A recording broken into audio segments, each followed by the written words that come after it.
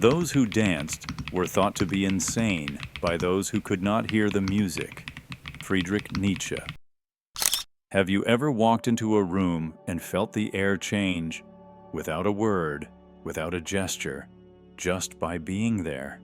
People glance, conversations pause, laughter fades. You feel the tension but can't explain why. It's not because of anything you did, it's because of what you carry. Most people live their lives disconnected from their essence, running on autopilot, tuned into surface-level interactions.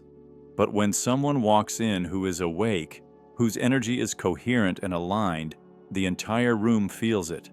Your presence, whether you intend it or not, becomes a mirror. And mirrors are uncomfortable for those avoiding their own reflection. This is why they can't handle your energy. It's not too much, it's too real. Energy is not a metaphor. It's a measurable, perceptible field of frequency that broadcasts who you are before you open your mouth. It holds your past, your growth, your truth, and your scars. Your vibration speaks louder than words. And when someone has unresolved wounds, suppressed guilt, or self-betrayal, your frequency will feel threatening because it reminds them that healing is possible and that they haven't begun. You've likely been labeled intense, too sensitive, or dramatic.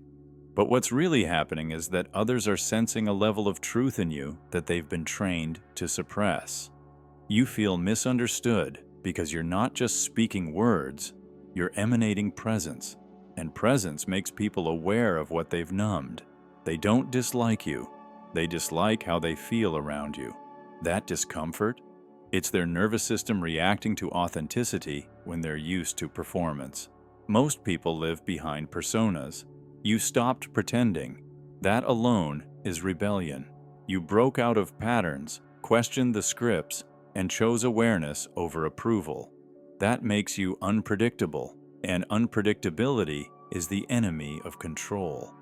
People can't categorize you. You don't fit neatly into roles. So instead, they distance themselves. Or worse, they project their fears onto you, making you the problem. This is spiritual projection, and it's more common than you think. You are not meant to fit in with the unconscious. You're meant to activate something in them. But here's the twist. Most won't thank you for it. In fact, they may reject you. This is the silent cost of awakening, becoming the villain in someone else's unhealed story. But don't shrink to make them comfortable. Your light isn't the problem. It's their refusal to open their eyes. The world needs more people who are brave enough to be fully themselves, even when it's inconvenient, even when it's lonely, especially then. Because the more you embody your true self, the more you attract others who do the same. Energetic alignment becomes magnetic, and slowly your tribe begins to find you, not because you chased them, but because you stood still in truth. Before we go deeper, if this message resonates with your soul, take a moment to subscribe and hit the bell so you don't miss what's coming next. The people who feel uneasy around you might not even understand why. They may justify it in their minds. You're weird, you're distant, you make things awkward. But the truth is, your very presence disrupts their illusion. You are living proof that something else is possible. A life guided by intuition, a self anchored in awareness. And when someone is deeply embedded in the matrix of conditioning, that's terrifying. You're not difficult. You're different. There's a You see, most people are trained to betray themselves in exchange for belonging. From an early age, they learn to conform, to suppress, to edit their essence just to be accepted. But when you choose wholeness over approval, when you no longer filter your light to keep others comfortable, it feels radical. You become unpredictable, untamable, and that shakes people. There's a reason prophets, mystics, and awakened beings were often outcasts, not because they were bad, but because they were free. And freedom is offensive to those who've sold their souls for safety. This feeling of being misunderstood isn't a flaw in your character. It's evidence of your expansion. You're no longer vibrating at the same level as people who haven't done the inner work. It's like trying to tune into a high-frequency radio station on an old AM dial. The signal doesn't connect, and yet you keep trying to explain yourself, to be seen, to be understood, to be accepted. But some souls aren't ready to hear your frequency.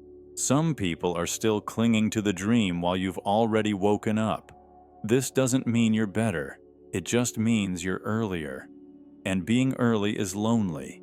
You'll go through phases where the world feels foreign. You'll crave connection but feel drained by superficiality. You'll outgrow friendships, environments, even identities. And while it's tempting to regress just to belong again, don't.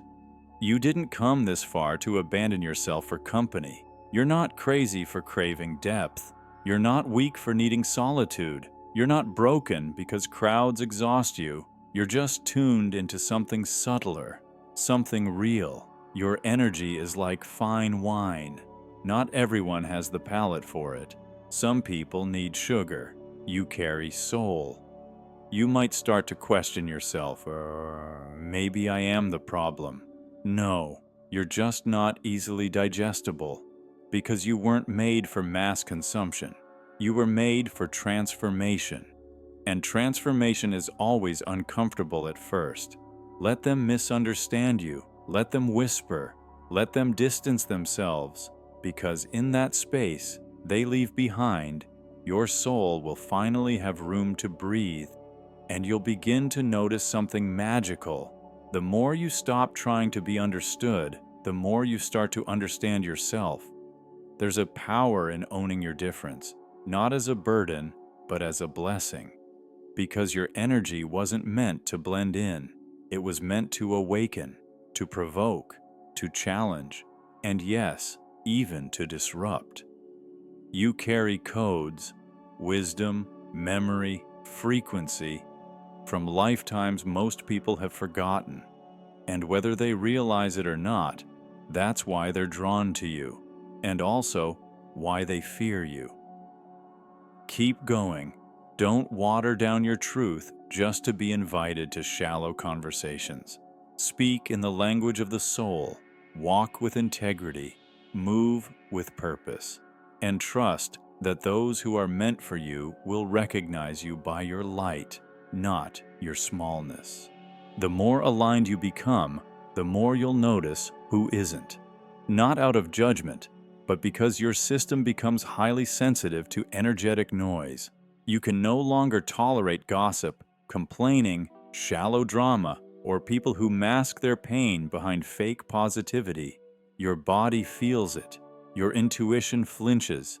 Your soul pulls a... And this is the part no one tells you. Awakening doesn't just make life more beautiful. It makes it more intense. You'll see through people you once admired. You'll outgrow spaces you used to fight to be part of. You'll lose the taste for things that once excited you. Because the more truth you carry, the less room you have for illusion. You'll crave silence, not because you're depressed, but because noise becomes intolerable. You'll desire solitude, not because you're antisocial, but because your own presence nourishes you more than empty conversation ever could. And the people who don't get that will label you strange, distant, changed. Yes, you've changed. You've evolved. You've returned to yourself. You've dropped the masks, questioned the beliefs, and reclaimed your voice. And that kind of change is threatening to a world built on pretending. You're not difficult to love. You're just hard to manipulate. You're not intimidating. You're just deeply honest. You're not too much. You're simply real in a world that profits from fake. And here's the paradox. The more you become yourself, the fewer people will understand you, but the more deeply you'll be loved by the right ones.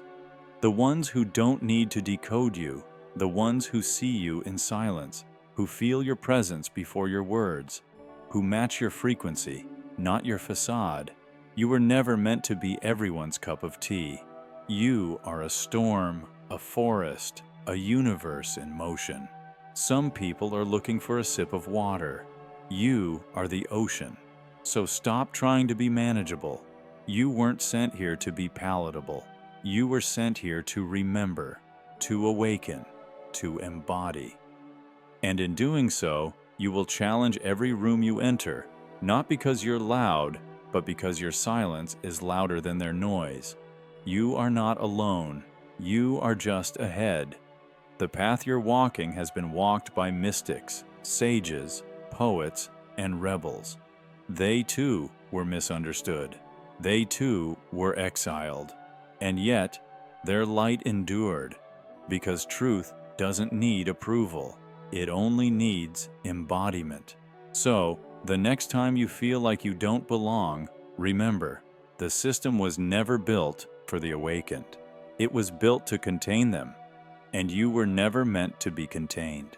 Let them misunderstand you. Let them mislabel you. Just don't forget yourself. Because the world doesn't need more people who fit in. It needs more people who remember who they are and refuse to forget it again. And maybe, just maybe, the reason they can't handle your energy is because it reminds them of their own. What part of this message resonated the most with you?